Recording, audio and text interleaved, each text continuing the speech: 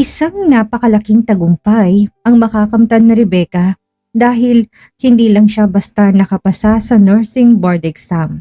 Siya lang naman ang top notcher. Pero imbis na selebrasyon, lamig at pagbabawal mula kay Doc Morgan ang sasalubong sa kanya. Bakit nga ba ayaw siyang payagang magtrabaho?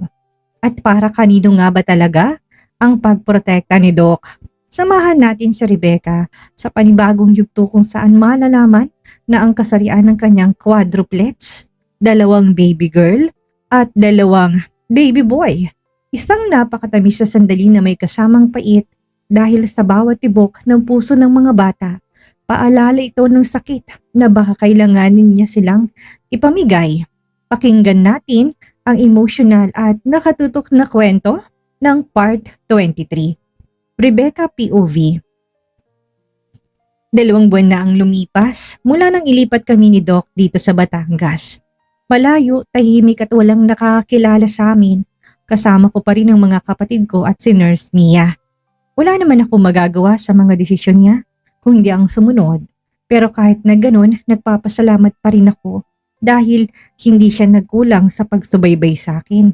Araw-araw siyang tumatawag kay Mia. Kahit ginagawa niya lang ito para sa mga bata. Kagabi pa ang result ng nursing licensure exam pero hindi ko pa nakita. Sana pumasa ako. Kung sakali bala kong mag-apply agad ng trabaho, buntis man ako, kaya ko naman siguro. Hindi ko hayaang matengga lang ako sa paghihintay. Sanay na akong bumangon ng maaga para magluto ng almusal kahit lagi akong inaatake ng morning sickness. Pero ngayong araw iba. Kagabi biglang sumulpot si Doc after 2 months na hindi ko siya nakita. At ngayon, he's right here, sleeping beside me. Tahimik ako napangiti habang nakatingin sa kanya. Ang mukha niyang palaging seryoso, but now parang ang payapa, walang nakakunot na noo niya. Sana magtagal siya. Sana kahit minsan hindi siya kagad aalis. I slowly raised my hand, tracing the air before my fingers brushed the bridge of his nose. Matangos. Perfect, just like him. Pero kagad kong binawi nang gumalaw siya. Baka magising. Ang gwapo mo talaga. Mahina akong bulong at halos ako lang ang nakakarinig. Napasinghap ako. I love you, asawa. Asawa, the word felt heavy but real. Totoo, may marriage certificate kami. Napatunayan ko yun nang minsan kumuha ko ng requirements para sa PhilHealth. Malinaw na kasal ako sa kanya. Asawa ko siya, asawang hindi ko pwedeng angkinin at ipagmalaki. Asawang kailangang itago. Huminga ako ng malalim, tumihaya at ilang segundo lang tumitig sa kisame. Ang lamig ng hangin, pero mas malamig yung pakiramdam na magkatabi kayo, pero kailangan magpanggap na magkaibang mundo. Makalipas ang ilang sandali, bumangon na ako, inayos ka na munang sarili ko bago lumabas ng kwarto. Amoy pa lang ng kape na sumulubong sa ilong ko. Gising na kagad ang diwa ko. Sa kusina, naabutan ko si Mia, nakangiti at parang may magandang balita. Rebecca! Halos pasigaw niyang sabi, sabay lapit sa akin. Congratulations! Napakulot ang noo ko. Ha? Bakit? Check your name! Sabay abot ng cellphone niya. Nakabukas ang screen sa PRC website. You passed the board exam, girl! And not just passed! You are the top notcher! Parang natigilan ako. Ilang segundo ko hindi nakapagsalita. Parang lumabong paligid ko sa sobrang bilis ng pintig ng puso ko. Top notcher? Mahina kong ulit. Yes! Number 1! You did it, Rebecca! Niyakap ako ni Mia. Mahigpit. I'm so proud of you! Napatakip ako ng bibig. Hindi ko napigilang maiyak. Tumulo lang ng tumulo yung luha ko. Hindi dahil sa tagumpay lang. Kung hindi dahil sa lahat ng sakit at sakripisyong pinagdaanan ko para lang umabot dito. Habang yakap ako ni Mia, napatitig ako sa pintuan ng kwarto kung saan natutulog pa si Doc. Kung alam lang niya na habang siya ang dahilan ng sakit ng dibdib ko, siya rin ang dahilan kung bakit ko to kinaya. Para sa kanya, para sa mga batang dinadala ko at para sa sarili kong gustong patunayan na kahit nasasaktan ako, kaya ko manindigan.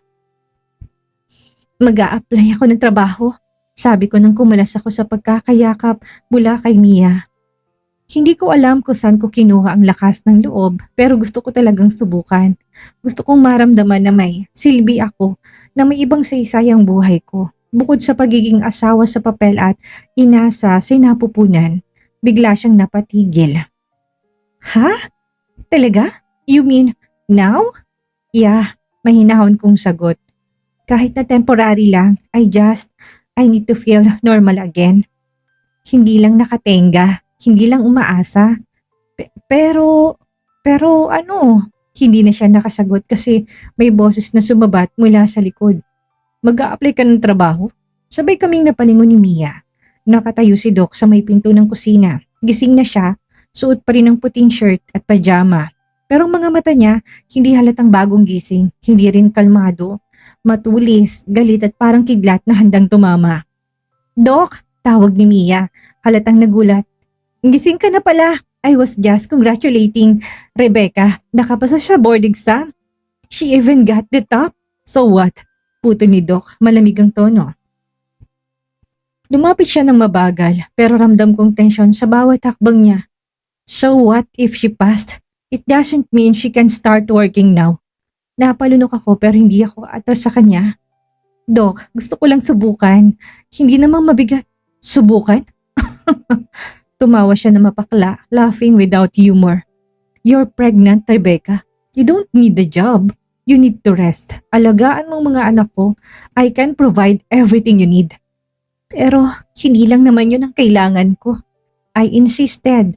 Halos pabulong pero matigas. I need purpose. I need to feel alive. Hindi mo alam kung gaano kahirap yung nakulong sa bahay habang lahat nagbabago.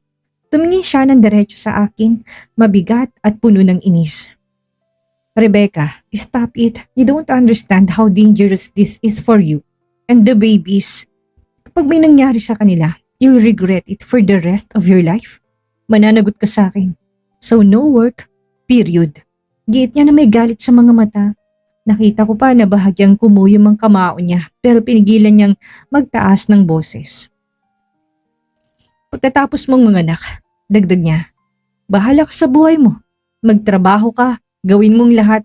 Pero habang nandyan pa yung mga anak ko sa sinapupunan mo, you stay here. You eat, you rest, and that's it. Mga anak natin, mahina kong sabi, hindi ako makatingin sa kanya. Natahimik kaming tatlo, kahit si Mia napapailing sa katigasan ni Doc. Hanggang sa marinig kong mahinang buntong hininga niya. I came here to check if my babies are okay. Gusto kong marinig mismo sa'yo kung kumusta sila. Hindi ako kontento sa tawag lang. Wala ako sa 2 buwan na check-up mo. Hindi pwedeng lagi akong present sa check-up mo. Nag-iingat lang ako. They're fine. Sagot ko to walang gana. Healthy. Mia took care of me. Good. Pero kahit na sinabing yung good, walang kahit na anong init sa tono niya. Pagkatapos, lumingon siya kay Mia. Nurse Mia, please make sure she stay inside the property. I don't want her going anywhere. I'll arrange her next check-up. Tumingin na muna sa akin si Mia bago sumagot. Yes, Doc. Mahinang tugon ni Mia, halatang naiipit sa pagitan namin at nang muling tumingin si Doc sa akin, ramdam kong layo ng titig niya, parang ibang tao ng kaharap ko. Don't test my patience, Rebecca. Sabi niya na may warning ang tono. I'm trying to protect what is mine. Saka tinalikuran kami at sa mga salitang yon, na-realize ko na ang what is mine na tinutukoy niya, hindi ako, kundi ang mga batang nasa sinapupunan ko lang. Napabuntong hininga na lang ako habang nakatingin sa likod ni Morgan. Pakiramdam ko lahat ng pag-asa kong mabuhay ng normal ay nilunod niya sa isang utos. Mahigpit na nakakuyom ang mga kamao ko sa magkabilaan kong tagiliran.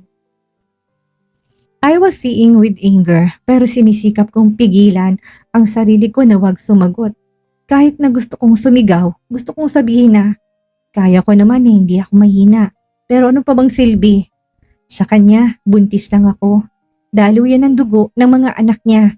Walang karapatang pumili. Nang bigla siyang huminto sa paghakbang, hindi siya lumingon pero ramdam kong pinipigilan niya magsalita. Saglit na katahimikan ang namagitan, tapos ang mabigat niyang boses ang pumunit sa hangin sa pagitan namin. Congratulations. Sabi niya, mababa't walang emosyon. You made it to the top. Kagabi ko pa nakitang resulta. I had plans to tell you myself. Napakagat ako ng labi. Hindi ko alam kung matutuwa ba ako o mas masasaktan sa sinabi niya. Kasi kung proud talaga siya, bakit parang kasabay nun ang pagbawal sa akin na mabuhay? Pero, uulitin ko Rebecca. Dagdag niya, malamig at matigas ang tono. Hindi ka pwedeng magtrabaho hanggat hindi ka pa nanganganak. Yun lang. Walang I'm proud of you, walang yakap, walang kahit na anong mainit na salita.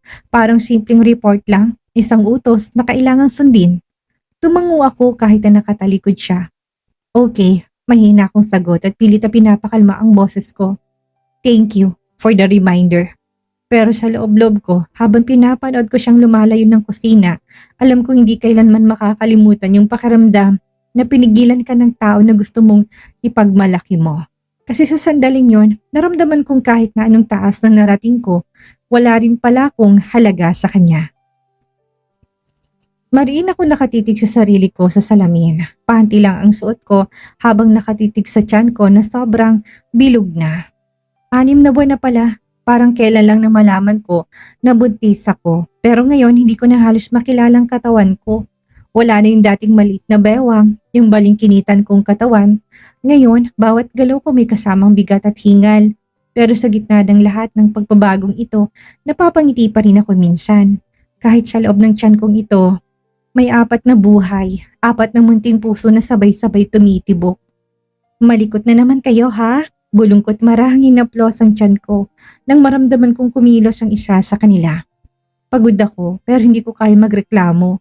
Gusto kong manatiling matatag lalo na't nakikita ko kung paano rin nagsisikap si Joshua at Mia para tulungan ako. Kapag wala si Mia, lagi nakaalalay sa akin si Joshua. Minsan kahit si Jaden na hanggang ngayon nasa therapy. Pinipilit akong tulungan. Sabi ng therapist, aabutin pa ng taon. Pero bawat ngiti ni Jaden ay sapat na para maramdaman kong may pag-asa. Pero sa bawat sandaling ganito, sa pagitan ng mga tawa at paghaplos sa tiyan ko, may laging kurot sa dibdib ko. Wala siya, wala si Doc. Minsan narinig kong tumatawag siya kay Nurse Mia. Nagtatanong kung kumusta ako, kung maayos ang pregnancy, pero never niya akong kinausap. Ni isang kumusta ka, wala. At kahit na alam kong busy siya, kahit na naiintindihan ko, masakit pa rin. Mabait ang obi kong si Sab, laging masikaso. Parang alam niya na may mabigat ako pinagdadaanan, pero ni minsan hindi siya nagtatanong. Siguro kasi alam na ni Miyang lahat. Naalala kong nakilala ko na palang obi ko, isa siya sa mga dumadalaw sa orphanage noon, kasama ang pamilya niya. Napakabait. Siguro nga nakalimutan ko lang kasi sa dami ng iniisip ko ngayon, halos wala na akong lakas para alalahanin ang ibang detalye ng buhay. Ngayon ang prenatal check-up ko. Today malalaman ko na kung anong gender ng mga babies ko. Excited ako but at the same time, ayoko malaman kasi habang lumalapit yung araw na isisilang ko sila, mas lalong sumasakit dahil alam kong sa sandaling isilang ko sila, mawawala rin sila sa akin.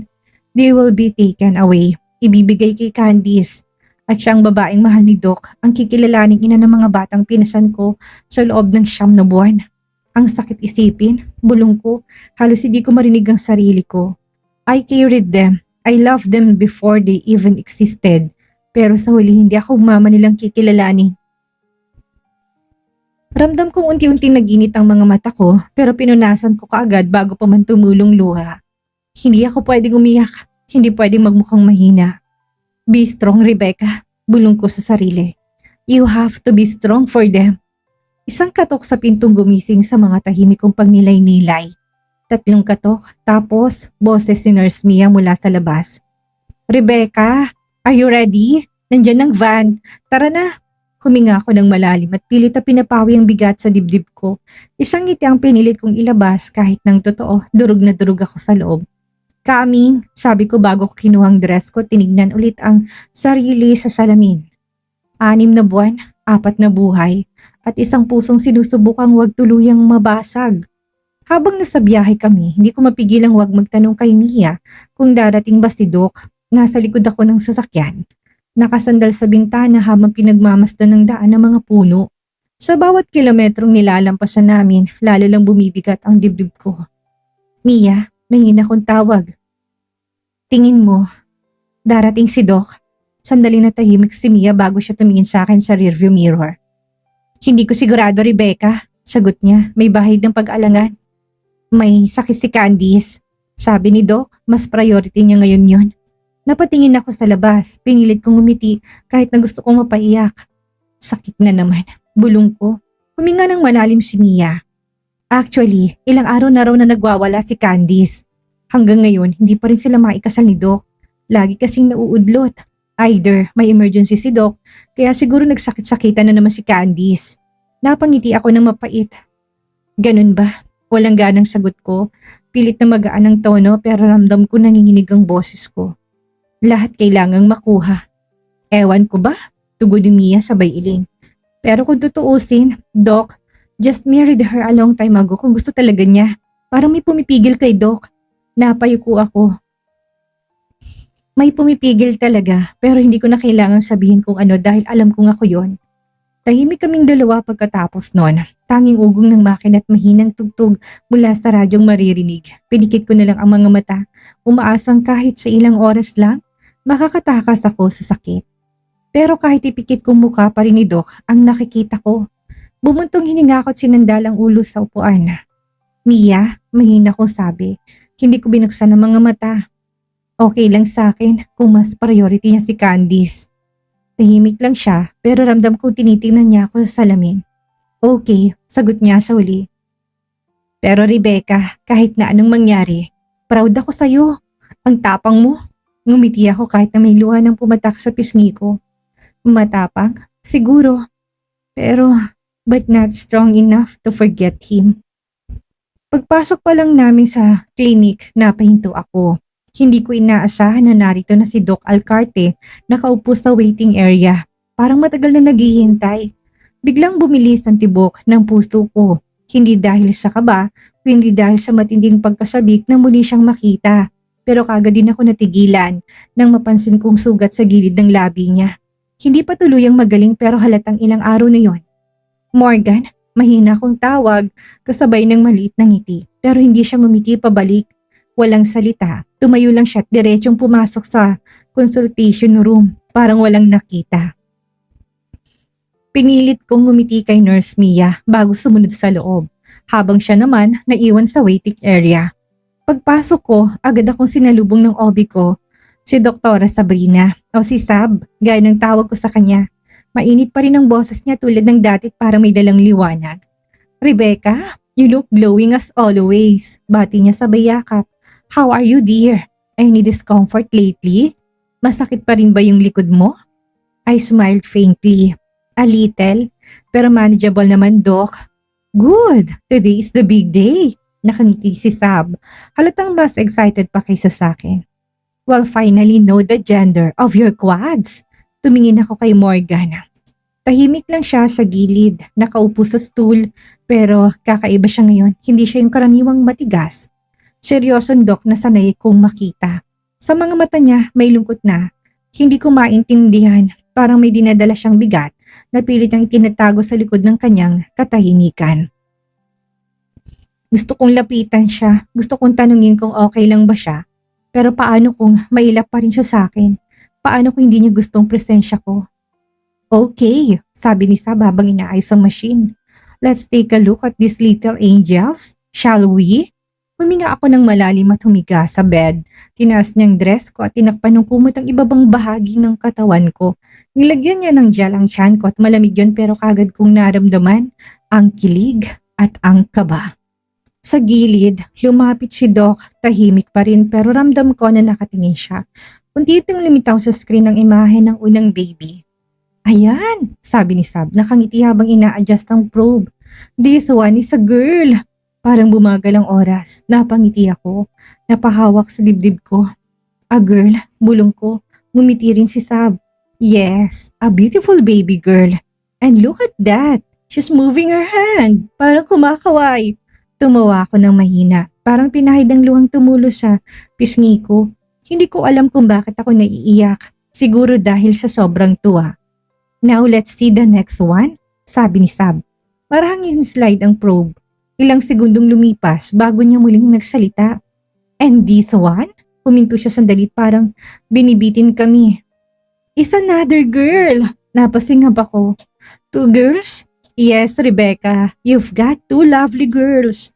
Narinig ko na bumuntong hininga si Morgan sa gilid. Paglingon ko, nakatitig siya sa screen.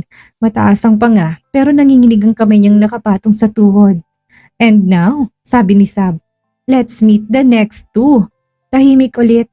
Ramdam ko yung pag-ikot ng probe sa tiyan ko at ang bawat segundo, parang may kasamang pintig ng puso. Sab smiled again. And this one, dahan-dahan ang boses niya, parang sinasadya niyang i-build ang moment, is a boy. Hindi ko napigilan ng mapangiti habang dumadaloy ang luha sa pisngi ko. A boy? Yes, and the last one? Huminto si Sab at parang gusto niyang bitinin kami. Another boy! 2 girls, 2 boys! Napatakip ako ng bibig, halos hindi makahinga sa sobrang emosyon. 2 girls and 2 boys? Ulit ko halos pabulong. Paglingon ko kay Morgan, hindi ko inasang nakita ko may luha sa mga mata niya. Hindi niya ako tinitignan. Nakatingin lang siya sa screen sa mga maliliit na nilalang na parehong amin. Congratulations, sabi ni Sab, mahina at mahingiti. You've got the perfect balance. Ngumiti ako kahit na tuluyan ng bumigay ang luha ko. They're perfect, sabi ko halos mahina na. Tumango lang si Doc pero makita ko paano tumaas baba ang dibdib niya. Siguro sa iba't ibang emosyong nararamdaman niya ngayon na kahit na anong pader pang itinayo niya, hindi kayang tapan ng distansya yung katotohanang konektado kami sa 4 na buhay na nasa loob ko. Nakakapagpukaw talaga ng puso ang pinagdadaanan ni Rebecca, ang pait ng tagumpay na hindi maipagmalaki at ang saya na may halong takot sa pagharap sa 4 na munting buhay sa kanyang sinapupunan. Pero kung may isang mahalagang aral man na itinuro sa atin sa Rebecca ngayong araw, ito yun. Ipaglaban mo sarili mong halaga kahit na gaano kabigat ang sitwasyon at kahit napilitin ka ng mundong limitahan sa isang papel lang tulad ng pagiging ina o asawa sa papel. Huwag na huwag mong kakalimutan na may kakayahan kang lumipad ng mataas at maging top-notcher sa sarili mong buhay. Ang tunay na lakas ay wala sa pagtitiis ng walang kibo, kundi sa pagpapatuloy sa kabila ng lahat ng sakit. Para naman kay Doc Morgan, ay, kailan mo kaya marirealize na hindi lang mga batang nangangailangan ng proteksyon mo? Ano sa tingin niyo mga ka-summer? May pag-asa pa bang magbago ang takbo ng puso ni Doc? Tutok lang tayo sa susunod na kabanata.